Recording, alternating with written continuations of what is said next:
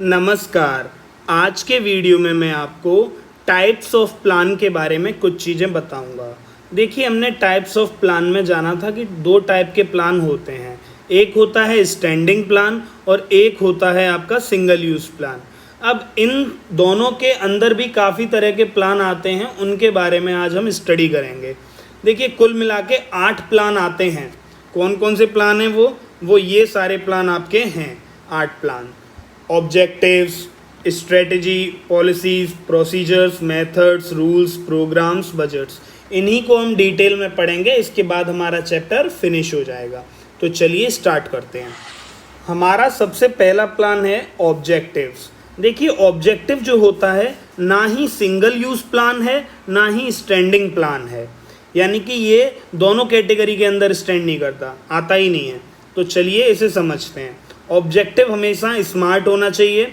Smart को यहाँ पर डिफाइन किया गया है, S for specific, M for measurable, A for achievable, R for relevant और टी फॉर टाइम बाउंड। इस चीज़ को समझने से पहले इस एग्जाम्पल को समझिए, फिर आप इस चीज़ को भी समझ जाएंगे। किसी ऑर्गेनाइजेशन ने अपनी सेल को बढ़ाने का मोटिव बनाया है, यानी कि ऑब्जेक्टिव बनाया है। उसका ऑब्जेक्टिव ये है कि 10% से वो सेल बढ़ाना चाहते हैं। मान लीजिए 100% उनकी सेल है तो 110 करना चाहते हैं वो। उसके लिए उन्होंने एक ड्यूरेशन भी तय रखी है, यानी कि टाइम बाउंड उन्होंने तय कर रखा है कि 6 महीने के अंदर हम इस चीज़ को अचीव करेंगे। पहली चीज़ आपको स्पेसिफिक, यानी कि क्लियर है कि आपको सेल बढ़ानी है। दूसरी चीज़ एम फॉर मेजरेबल, आपको मालूम है कि ये चीज़ आपको 10% से बढ़ानी है। ए फॉर अचीवेबल, आपको मालूम है ये चीज़ अचीव हो सकती है। आपने ऐसा नहीं कहा कि मैं 200% इस चीज़ को बढ़ाना चाहता हूँ या 300%, यानी कि अनअटेनेबल जैसी चीज़ नहीं आप यहाँ पर लेकर आए हैं। ऐसा गोल या ऐसा ऑब्जेक्टिव बनाइए जो अचीवेबल हो। अगला रिलीवेंट ऑब्जेक्टिव, ऑब्वियसली आप तैयार कर रहे हैं तो वो रिलीवेंस तो रखता ही होगा। टाइम बाउंड, यानी कि एक निश्चित अवधि के दौरान उस चीज़ को अचीव किया जा सके। यहाँ पर आपको 6 महीने दिए गए हैं, 6 महीने में आप ये टारगेट अचीव करेंगे। ऑब्जेक्टिव्स के क्या फीचर होते हैं? ऑब्जेक्टिव में हम ये डिटरमाइन करते हैं कि हमें क्या करना है। यहाँ पर क्या हो रहा था, सेल बढ़ानी है हमें। जितनी भी आपकी एक्टिविटीज़ होती हैं ऑर्गेनाइजेशन के अंदर, वो ऑब्जेक्टिव अगर तय हो जाता है उसी के हिसाब से होती हैं। तो ऑब्जेक्टिव अगर तय हो जाता है तो आपकी सारी एक्टिविटीज़ की डायरेक्शन ऑब्जेक्टिव की तरफ होती है। तो आशा करता हूँ आप ये वाली चीज़ समझ गए होंगे, ऑब्जेक्टिव वाली। चलिए देखते हैं नेक्स्ट प्लान। देखिए, हमारा जो अगला प्लान है वो है स्ट्रेटजी। स्ट्रेटजी जो होती है ये भी ना ही सिंगल यूज़ प्लान है ना ही स्टैंडिंग प्लान है। चलिए समझते हैं इसे। देखिए, स्ट्रेटजी जो है वो एक बहुत बड़ा प्लान है, कोई छोटा मोटा प्लान नहीं है। स्ट्रेटजी अगर अच्छी बनी होगी तो ऑर्गेनाइजेशन का ऑब्जेक्टिव इजीली अचीव हो जाएगा। ठीक है। किसी भी स्ट्रेटजी की कुछ डायमेंशंस होती हैं। वो क्या डायमेंशंस हैं? सबसे पहले, एक अच्छी स्ट्रेटजी लॉन्ग टर्म ऑब्जेक्टिव्स को भी डिटरमाइन करती है। आपकी अच्छी स्ट्रेटजी होगी तो आप बड़े बड़े गोल और लंबे समय तक के लिए जो आपने ऑब्जेक्टिव्स बना रखे हैं वो आसानी से आप अचीव कर सकते हैं। दूसरी डायमेंशन है, स्ट्रेटजी के अंदर आप रिसोर्सेज का प्रबंध भी करते हैं। किसी पर्टिकुलर ऑब्जेक्टिव को पाने के लिए आप मान लेते हैं आप मोबाइल बनाते हैं, तो उस मोबाइल में आप मोबाइल इंडस्ट्री में जो भी आप ग्रोथ पाना चाहते हैं, जो भी आप अपनी ऑर्गेनाइजेशन को जिस भी मुकाम पर देखना चाहते हैं, उस मुकाम तक पहुंचने के लिए किन किन रिसोर्सेज की ज़रूरत पड़ेगी आपको, ये सारी चीज़ भी स्ट्रेटजी का हिस्सा होती है। इसीलिए कहा जाता है, दूसरी डायमेंशन है allocating resources for achieving the objectives. Objectives को अचीव करने के लिए रिसोर्सेज को इकट्ठा करना और किस ऑर्गेनाइजेशन को कितने रिसोर्सेज की ज़रूरत है, कितने फंड की ज़रूरत है, किन ह्यूमन रिसोर्सेज की ज़रूरत है, ये सारी जो रिसोर्सेज हैं वो स्ट्रेटजी के अंदर डिटरमाइन होते हैं। अब देखते हैं एक एग्जांपल से। देखिए, चॉइस ऑफ एडवर्टाइजिंग मीडिया, ये स्ट्रेटजी का एक एग्जांपल है।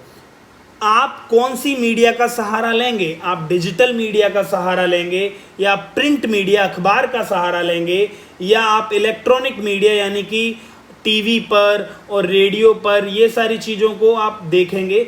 तो ये सारी जो चीज़ें हैं वो आप स्ट्रेटजी के अंदर पाएंगे। ये जो चीज़ें हैं वो स्ट्रेटजी के अंदर काउंट होती हैं। सेल्स प्रमोशन टेक्निक जो है वो भी एक स्ट्रेटजी का हिस्सा है कि किन किन तरीक़ों से हम अपनी सेल्स को प्रमोट कर सकते हैं। क्या हम डोर टू डोर सेलिंग करके कर सकते हैं, क्या हम ज़्यादा से ज़्यादा डिस्काउंट ऑफ़र करके कर सकते हैं, क्या हम आफ्टर सेल सर्विस दे के कर सकते हैं।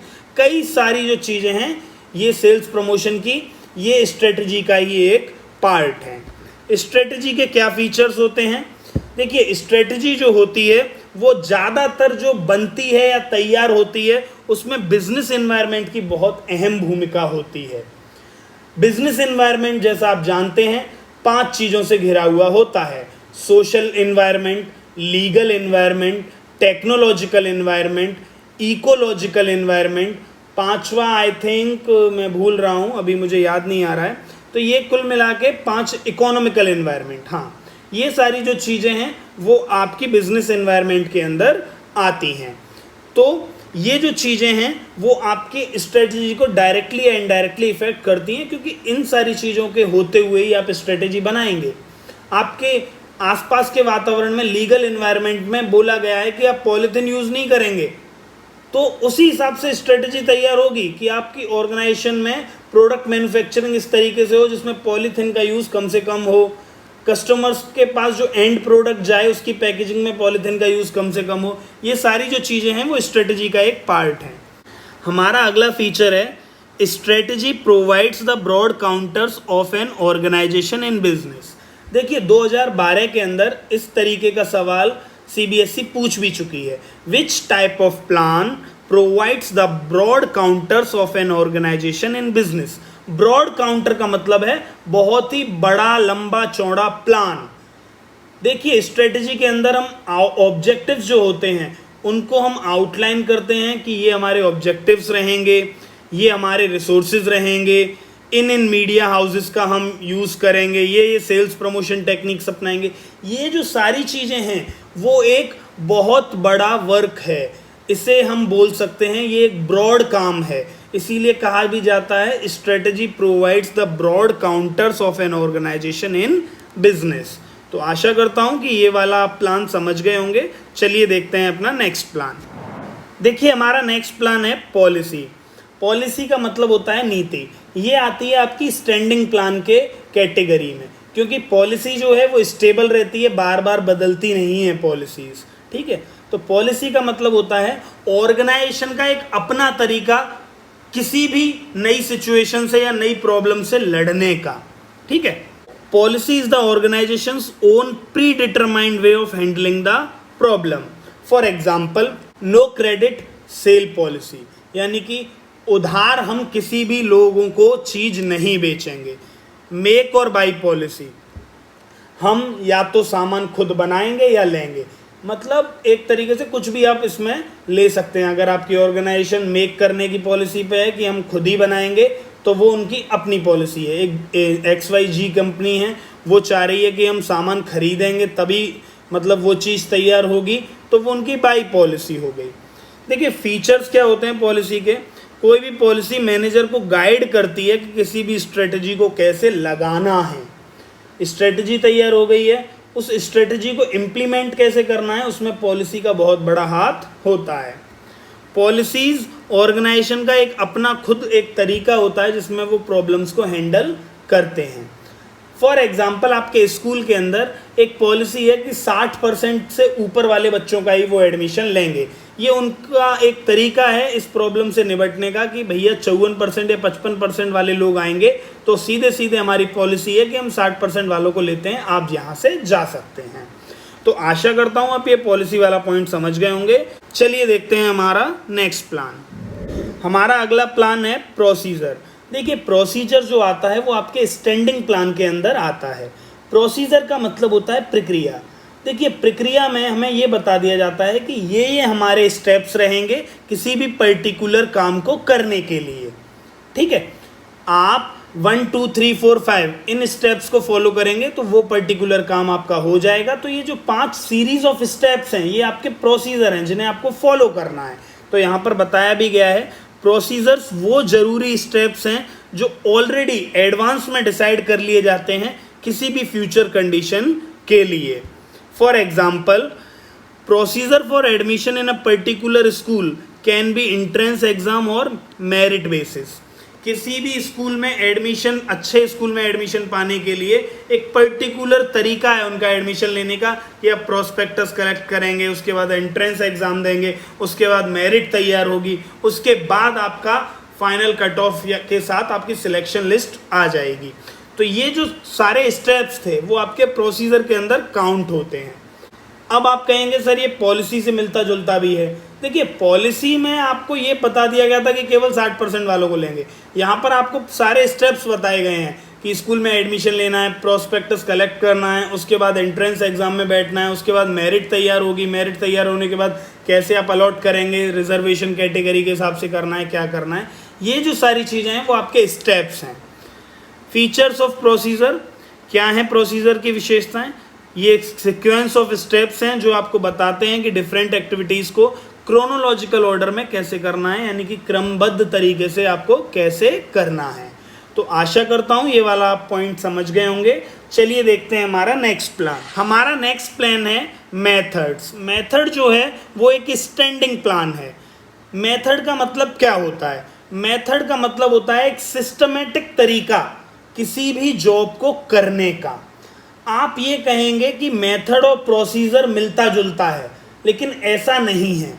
देखिए आप लेबर इंटेंसिव तरीके से काम करेंगे या कैपिटल इंटेंसिव तरीके से काम करेंगे, ये आपका मेथड आपको चुनना है। आपने चुन लिया कि भैया मुझे मशीन पे काम करना है, यानी कि कैपिटल इंटेंसिव मेथड मुझे अपनाना है, ये आपका मेथड है। अब मशीन पे काम कैसे कैसे होगा, उसके लिए कौन सा बटन पहले दबाया जाएगा, कौन सा लेवर उसके बाद प्रेस किया जाएगा, ये जो सारी चीज़ें हैं ये वो आपके प्रोसीजर के अंदर काउंट होती हैं। वो मशीन ऑपरेट कैसे होगी वो आपका प्रोसीजर है, लेकिन आपका तरीका मशीन से काम करने का है वो आपका मेथड है। ठीक है, तो आशा करता हूँ ये वाली चीज़ आप समझ गए होंगे। चलिए एग्जाम्पल से समझते हैं। एग्जाम्पल में भी वही चीज़ दी गई है, लेबर इंटेंसिव मेथड आप चुन रहे हैं या कैपिटल इंटेंसिव मेथड आप चुन रहे हैं। फीचर्स क्या होते हैं मेथड्स के? देखिए selection of right method saves time, money and increases the efficiency. कई ऑर्गेनाइजेशंस को लगता है कि मशीन पर काम करेंगे तो समय की बचत होगी, पैसे की बचत होगी और एफिशिएंसी भी सुधर के आएगी, यानी कि चीज़ें बर्बाद कम से कम होंगी। एफिशिएंसी का मतलब होता है ऑप्टिमम यूटिलाइजेशन ऑफ रिसोर्सेज, यानी कि रिसोर्सेज की बर्बादी कम से कम होगी। Methods vary from task to task. Methods जो होते हैं वो हर टास्क के हिसाब से बदलते रहते हैं। कुछ टास्क ऐसे होते हैं जहाँ पर मशीन्स का यूज़ कम से कम किया जाता है, ह्यूमन रिसोर्स का यूज़ यानी कि लेबर का यूज़ ज़्यादा से ज़्यादा किया जाता है, तो वहाँ पर आप लेबर इंटेंसिव मेथड लगा दीजिए। कहीं पर आपको मशीन का यूज़ ज़्यादा करना पड़ रहा है, वहाँ आप कैपिटल लगा दीजिए। तो वो वेरी करता रहेगा, जैसा आपका टास्क है वैसा आपका मेथड है। तो आशा करता हूँ ये वाला आप मेथड समझ गए होंगे। चलिए देखते हैं हमारा नेक्स्ट प्लान।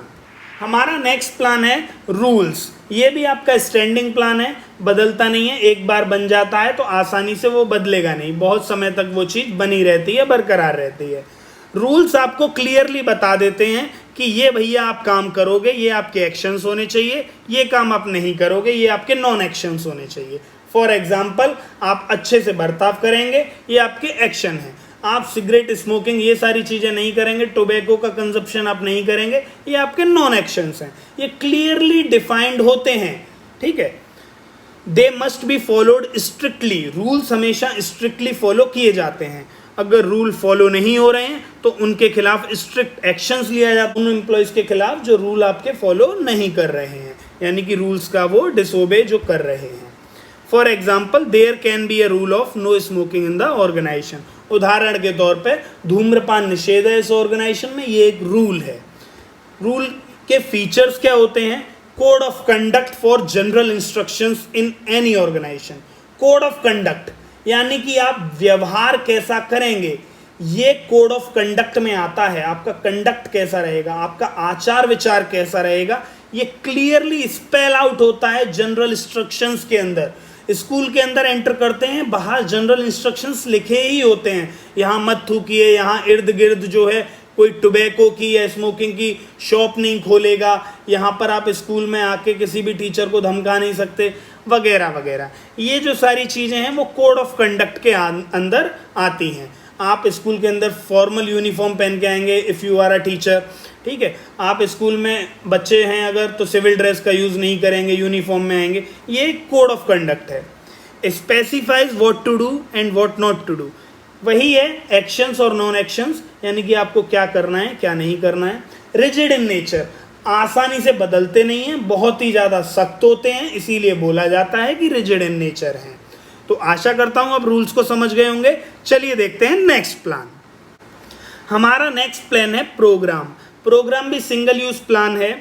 प्रोग्राम में क्या है, प्रोग्राम जो है कई तरीके का कॉम्बिनेशन है, इसमें कई तरीके के प्लान्स आ जाते हैं। ऑब्जेक्टिव नाम का प्लान भी आ जाता है, प्रोसीजर नाम का भी आ जाता है, रूल्स नाम का भी आ जाता है। और जब ये सारे प्लान्स आपस में मिल जाते हैं, all these plans together form a programme, तो ये एक प्रोग्राम को इजाद करते हैं, यानी कि यहाँ पर प्रोग्राम जनरेट हो जाता है। For example construction of shopping mall, यहाँ पर आपके ऑब्जेक्टिव भी लगेंगे, आपके प्रोसीजर भी लगेंगे कि आपको कैसे उस शॉपिंग मॉल को तैयार करना है, क्या आपके रूल्स रहेंगे, ये जो सारी चीज़ें हैं वो आपका प्रोग्राम है। शॉपिंग मॉल का कंस्ट्रक्शन होना है, ये एक बहुत बड़ा कार्यक्रम है। ओपनिंग ऑफ न्यू डिपार्टमेंट, किसी नए डिपार्टमेंट का खुलना, यहाँ पर आप एक चीज़ देख पा रहे हैं, किसी चीज़ का इजाद होना या किसी चीज़ का तैयार होना या कोई बड़ा प्रोजेक्ट होना आपके प्रोग्राम के अंदर आता है। प्रोग्राम के फीचर्स क्या होते हैं, ये एक डिटेल स्टेटमेंट होता है किसी भी प्रोजेक्ट का, कि कोई भी प्रोजेक्ट कैसे काम करेगा, उस पर हमें किन लोगों के साथ काम करना है, कैसे काम हम नहीं करेंगे, हमारे कौन सप्लायर रहेंगे, वगैरह वगैरह। ये कॉम्बिनेशन होता है ऑब्जेक्टिव्स का, पॉलिसीज का, प्रोसीजर्स का और रूल्स का। तो आशा करता हूं कि आप ये वाला प्रोग्राम समझ गए होंगे, ये वाला प्लान समझ गए होंगे। चलिए देखते हैं अपना नेक्स्ट प्लान। हमारा नेक्स्ट प्लान है budget. Budget single use plan है। बजट का मतलब है आप लेखा जोखा तैयार करेंगे कि इस साल हमारे कितने खर्चे हो सकते हैं, हमारे कितने खर्चे हो गए, हमें कितने खर्चों पर पाबंदी रखनी है, कौन कौन सी चीज़ों पर हम ज़्यादा खर्च कर देते हैं, वहाँ पर हमें अपना हाथ खींचना है। तो बजट क्या चीज़ होती है, बजट वो स्टेटमेंट है जो एक्सप्रेस किया जाता है न्यूमेरिकल टर्म्स में, यानी कि अकाउंट्स की भाषा में, यानी कि मैथ्स की भाषा में। Budget is the statement of expected result expressed in numerical terms. आप बजट तैयार करते हैं कि फ्यूचर में इतना खर्चा आपका हो सकता है, ये आपका एक्सपेक्टेड रिजल्ट है, इतना फ्यूचर में रेवेन्यू या प्रॉफिट जनरेट हो सकता है, ये आपका एक्सपेक्टेड रिजल्ट है।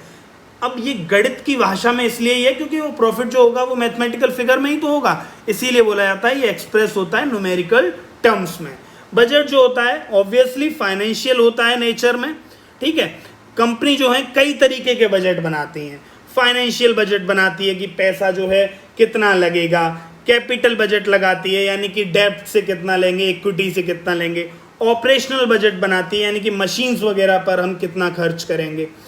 फीचर्स क्या होते हैं बजट के, देखिए स्टेटमेंट होता है जिसमें एक्सपेक्टेड रिजल्ट तैयार किया जाता है जो कि न्यूमेरिकल टर्म्स में होता है। बजट जो होता है हर मैनेजर अपने अपने लेवल पर बनाता है, टॉप लेवल के ऊपर कितना खर्च होगा, मिडिल लेवल के ऊपर कितना होगा, एंड ऑपरेशनल या बॉटम या लोअर लेवल पर कितना होगा। तो आशा करता हूं कि आप ये बजट वाली चीज समझ गए होंगे। Thank you very much for your time and patience. मिलते हैं नेक्स्ट वीडियो में। यहां पर हमारा प्लानिंग चैप्टर खत्म होता है। आपने मुझे इतना समय दिया, बहुत बहुत धन्यवाद।